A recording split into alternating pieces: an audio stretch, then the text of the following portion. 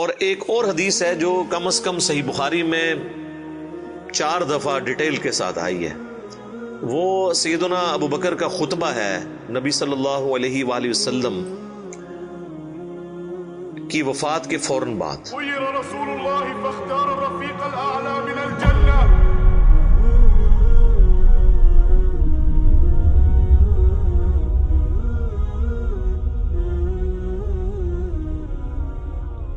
اس کے اوپر میری الگ سے بھی کئی ایک ویڈیوز ریکارڈڈ ہیں جس میں میں نے وہ احادیث ڈسپلے بھی کی ہیں صحیح بخاری کے اندر کہ جب نبی صلی اللہ علیہ وآلہ وسلم کی وفات ہوئی تو سیدنا ابو بکر جو ہے وہ حجرہ عائشہ میں داخل ہوئے چونکہ محرم بھی تھے، اور اس حال میں کہ انہوں نے دیکھا کہ مسجد میں جھمگٹا لگا ہے اور سیدنا عمر جو ہے وہ تلوار اٹھائے کھڑے ہیں کہ جو کوئی کہے گا کہ محمد صلی اللہ علیہ وآلہ وسلم دنیا سے جا چکے ہیں تو میں اسے قتل کر دوں گا.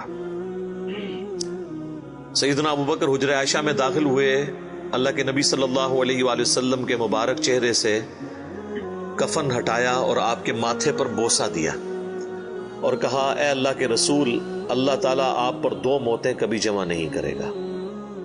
ایک موت آپ کا مقدر تھی، وہ تو آپ کو آنی تھی، یعنی ہر انسان کے لیے ایک ہی موت ہے، دوسری موت نہیں. اب آپ آخرت کی زندگی میں چلے گئے تو موت کا مزہ جو ایک دفعہ تو سب نے چکھنا تھا وہ آپ نے چکھ لیا. یہ 2 موتیں جمع نہیں کرے گا، اس کا مطلب یہ تھا کہ سیدنا عمر کو جو یہ غلطی لگ گئی تھی کہ شاید نبی علیہ السلام ڈورمنٹ پوزیشن میں چلے گئے ہیں اور آپ دوبارہ دنیا میں واپس آ جائیں گے جس طرح کہ سیدنا موسیٰ علیہ السلام کوہ طور سے واپس آئے تھے، تو اس کی آپ نے نفی کی کہ نہیں، اس طرح نہیں ہو سکتا، ایک ہی دفعہ موت آنی ہوتی ہے. اب حضور کو موت آئی، اب آپ دنیا میں واپس نہیں آئیں گے. سورۃ الواقعہ میں سورہ یاسین میں واضح موجود ہے کہ جو دنیا سے چلا گیا وہ واپس نہیں آئے گا. اور اس کے بعد سیدنا ابو بکر، صحیح بخاری کے الفاظ ہیں، مسجد نبوی میں آئے اور دیکھا کہ سیدنا عمر کے گرد لوگ جمع ہیں تو وہ سیدھا ممبر پہ چڑھے اور کہا عمر کو اس کے حال پہ چھوڑ دو. یعنی اس وقت حضرت عمر کو یعنی سمجھانے کی لوگ کوشش کر رہے تھے تو انہوں نے کہا ان کو چھوڑ دیں، آپ میری طرف متوجہ. چونکہ سیدنا ابو بکر کا ایک مرتبہ اس حوالے سے سیدنا عمر سے بھاری تھا، لوگ ان کی طرف متوجہ ہوئے تو انہوں نے ممبر پر چڑھتے ہی پہلا جملہ حمد و ثناء کے بعد جو بولا وہ پاکستان کے قانون 295C میں کروڑوں لوگ شاید اسے گستاخانہ جملہ سمجھتے ہیں اگر ان کو پتہ نہ ہو کہ یہ سیدنا ابو بکر کا خطبہ ہے. ہم نے سوشل ایکسپیریمنٹ بھی کیا ہے اس پہ، کسی کو بتایا کہ بھئی یہ دیکھیں، اگر کوئی شخص یہ کہے کہ جو شخص محمد کی عبادت کرتا تھا وہ جان لے کہ محمد مر چکے ہیں، اور جو اللہ کی عبادت کرتا ہے وہ جان لے کہ اللہ زندہ ہے، اسے کبھی موت نہیں آئے گی. تو آگے سے جواب سننے کو ملا یہ کون گستاخ ہے جس نے یہ بات کی ہے؟ کوئی بھی نہیں، حضور کی تو عبادت کوئی بھی نہیں کرتا ہے، کون جملے بنا دو. تو ہم نے بتایا یہ بخاری شریف میں کم از کم 4 جگہ موجود ہے. وما محمد الا رسول تو قرآن میں آیا نا. صحیح بخاری میں حضرت ابو بکر کے خطبے کے الفاظ یہ ہیں من کان یعبد محمدا فان محمدا قد مات. جو کوئی بھی تم میں محمد کی عبادت کرتا تھا تو جان لے کہ محمد مر چکے. مات کے الفاظ ہیں.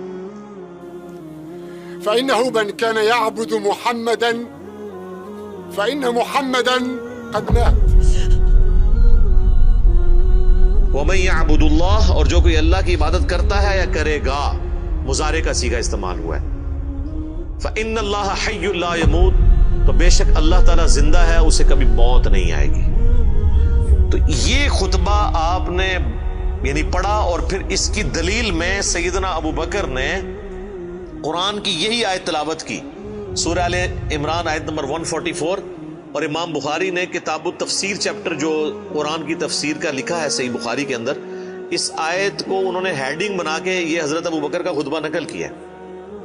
وما محمد الا رسول قد خلت من قبلہ الرسل افئن مات او قتل انقلبتم علی اعقابکم. محمد تو نہیں مگر ایک رسول، اگر یہ مر جائیں یا قتل کر دیے جائیں تو کیا تم دین سے الٹے قدم پھر جاؤ گے؟ وما محمد الا رسول قد خلت من قبله الرسل افإن مات او قتل انقلبتم على اعقابكم ومن ينقلب على عقبيه فلن يضر الله شيئا وسيجزي الله الشاكرين.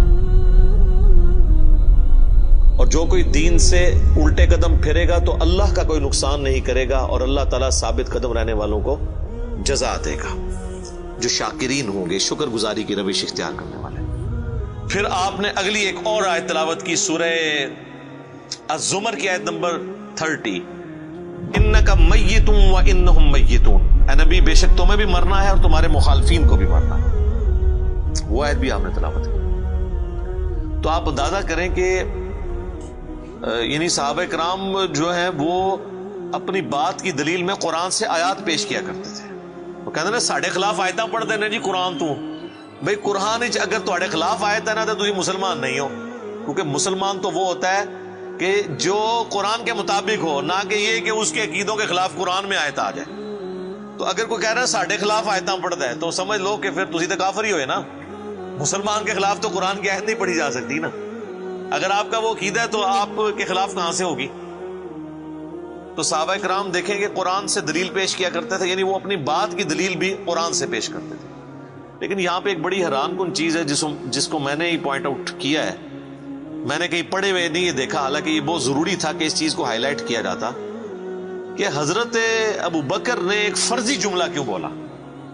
کوئی ضرورت نہیں تھی، اور جملہ بھی ان لوگوں کے سامنے بولا کہ جن میں سے کوئی بھی رسول اللہ کی عبادت نہیں کرتا تھا۔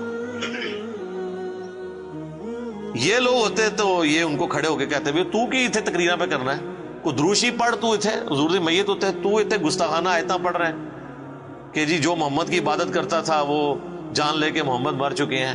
ایک اتنے لکھے ہے قرآن اچ کون ہی گلا بنانا ہے، سیدھے کوئی عبادت نہیں کرتے، خود سے ہی باتیں بناتے ہو۔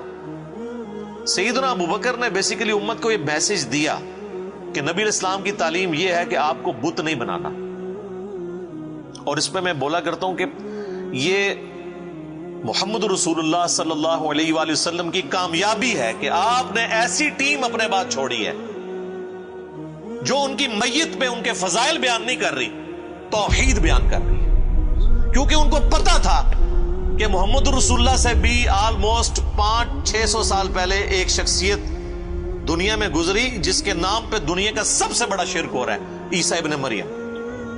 نبی صلی اللہ علیہ وآلہ وسلم نے ایک دوسرا عیسیٰ ابن مریم بن جانا تھا اگر صحابہ کرام شروع میں اس معاملے کو کل نہ کرتے، اور یہ انہوں نے اپنی ذاتی اختراع نہیں تھی، یہ نبی علیہ السلام کی مبارک تربیت کا اثر تھا، کیونکہ صحیح بخاری میں موجود ہے، دیکھنا میری شان کو اس طرح بلند نہ کرنا جس طرح عیسیٰ ابن مریم کے ماننے والوں نے ان کو ان کی شان میں بڑھا دیا، ڈیوینٹی ان کے بارے میں کلیم کر دی۔ میں اللہ کا بندہ اور اس کا رسول ہوں، مجھے اللہ کا بندہ اور اس کا رسول ہی کہنا۔ تو دیکھ لیں سیدنا ابو بکر نے عقیدہ توحید اس وقت امت میں راسخ کیا۔ یہاں تو کوئی پیر کوئی بزرگ مر جاتا ہے نا تو اس کی شان میں نغمے بنا لیے جاتے ہیں۔ یہ بھی دیکھ لیں آپ، کل خادم رضوی صاحب کی ڈیتھ کے اوپر وہ کسی نے راتوں رات بیٹھ کے ترانہ بھی لکھ لیا ہے، اور وہ ترانہ انہوں نے بڑے اچھے انداز میں اس کو گا بھی دیا ہے، اور ان کی میت کے اوپر وہ چل بھی رہا ہے۔ اور نبی علیہ السلام سے زیادہ تو کوئی تعریف کے لائق نہیں ہے نا مخلوقات میں، لیکن آپ کی میت کے اوپر کوئی درود شریف کی کوئی گھیٹیاں نہیں پڑھیاں جا رہی ہیں، کوئی چادر نہیں کھلاری ہوئی، توحید کا خطبہ بیان ہو رہا ہے کہ اللہ کے نبی فوت ہو چکے ہیں۔ سیدنا عمر کے الفاظ ہیں صحیح بخاری میں، جب میں نے ابو بکر کا یہ خطبہ سنا تو میری ٹانگیں میرے جسم کا بوجھ نہیں اٹھا سکی۔ اچھا، آپ لوگ قرآن و حدیث سنتے ہیں تو غصہ آ جاتا ہے، صحابہ قرآن و حدیث اپنے عقیدے کے خلاف سنتے تھے نا تو ان کی ٹانگیں ان کے جسم کا بوجھ نہیں اٹھاتی تھی، وہ اتنے پشیمان ہوتے تھے کہ میں غلط کانسیپٹ کے اوپر ہوں، میں فوراً رجوع کروں۔ اور سیدنا ابو بکر کے خطبے کے بعد سیدنا عمر کہتے ہیں مجھے یقین آ گیا کہ حضور فوت ہو چکے ہیں۔ اور پھر بخاری کے الفاظ ہیں، صحابہ کہتے ہیں کہ ہم کئی دن تک ہماری یہ حالت تھی، جب ہم ایک دوسرے کو ملتے تھے نا تو ہم یہ آیت سناتے تھے، وما محمد الا رسول قد خلت من قبلہ الرسل، یہ سورہ آل عمران کی آیت نمبر 144، تاکہ ہمیں یہ یقین آ جائے کہ نبی علیہ السلام دنیا سے جا چکے ہیں۔ ایک دوسرے کو یہ آیت سنایا کرتے تھے، گستاخانہ آیت، یہ تو گستاخانہ ہی کہتے ہیں نا۔ یہ ہوتے تھے جناب ایک دوسرے نو جناب کچھ اور ہی سنا دے، نعتاں سنا دے رہتے۔ تو صحابہ نے ظاہر ہے انہوں نے تو مشن لے کے چلنا تھا نا، ان کو تو پتا تھا کہ پیغمبر کا کام ہے اللہ کا پیغام دنیا تک پہنچانا، اس کے بعد وہ امت کے کام حوالے کر کے چلے گئے ہیں۔ اب پیغمبر کے ساتھ نسبت اس کی ہوگی، محمد رسول اللہ کا لاڈلا قیامت کے دن وہ ہوگا، حضور کی شفاعت کا حقدار وہ شخص ہوگا جو نبی الاسلام کے مشن کو آگے لے کے چلے گا۔ یہ نہیں ہے کہ جو جتنا اونچا نعرہ مارے گا۔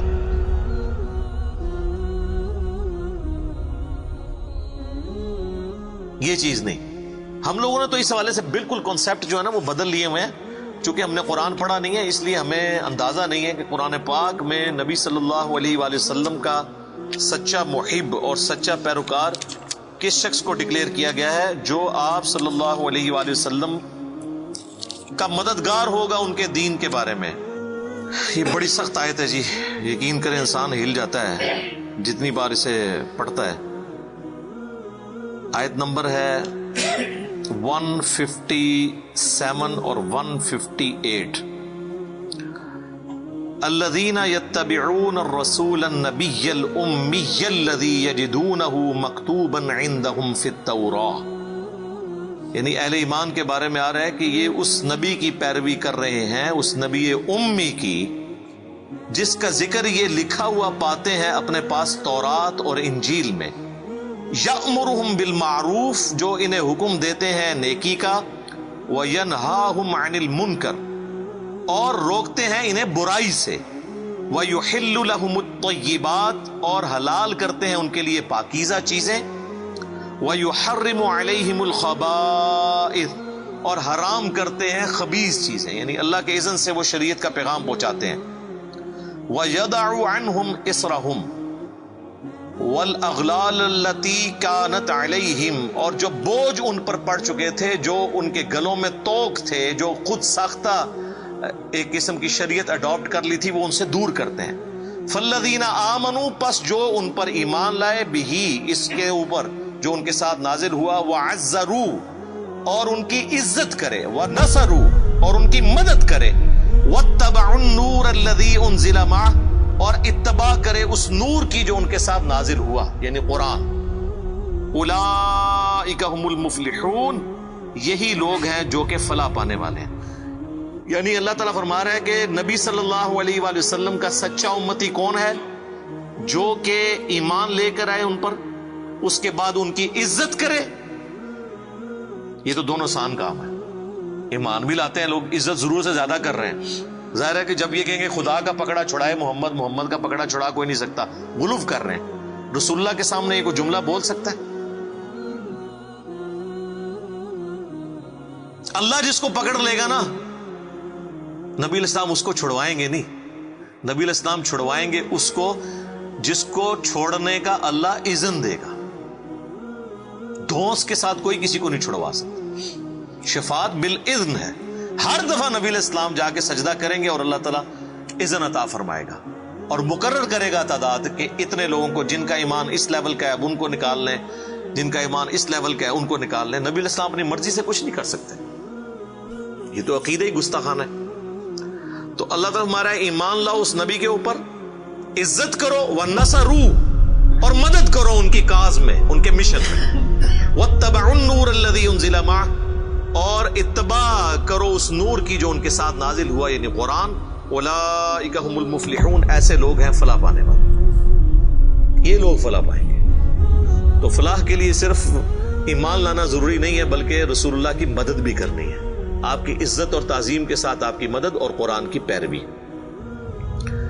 تو صحابہ کرام نے حضور کی میت کے اوپر عقیدہ راسخ کر کے بالکل صحیح بات بتا دی، اور آپ دیکھیں صحابہ کو کبھی یہ وہم بھی نہیں آیا تھا کہ نبی علیہ السلام سے ہم نے جا کے اب ڈائریکٹ کوئی بات کرنی ہے، ورنہ آپ دیکھیں حضور کی میت رکھی ہوئی ہے، صحیح بخاری میں ڈیٹیل موجود ہے، میرا ایک کلپ بھی ریکارڈڈ ہے، سیدہ فاطمہ کا قاتل کون، اس میں میں نے ڈیٹیل سے ثقیفہ بنی ساعدہ کی حدیث بیان کی تھی کہ کسی کے دماغ میں بھی یہ مشورہ نہیں آیا کہ نبی علیہ السلام سے آپ کی ابھی میت باہر ہے، ابھی تو قبر میں نہیں گئے، جو لوگ قبر پہ جا کے مانگتے ہیں اور بزرگ باپوں کی، رسول اللہ تو ابھی ان کی میت باہر رکھی ہوئی ہے، جا کے آپ کے میت سے جا کے پوچھ لیں کہ یا رسول اللہ بتائیں آپ کا سکسیسر کون ہے آپ کے بعد۔ کسی کو وہم نہیں آیا، بعد کے لوگ پتہ نہیں کیا کیا دعوے کرتے ہیں۔